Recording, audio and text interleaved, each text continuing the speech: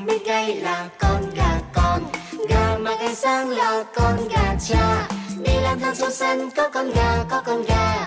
Đi lang thang trong sân có con gà, có con gà. Gà mà công tác là mẹ gà con.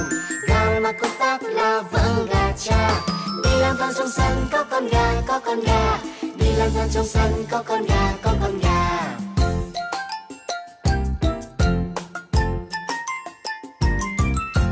Gà không biết gáy là con gà con. Gà mà gáy sáng là con gà cha.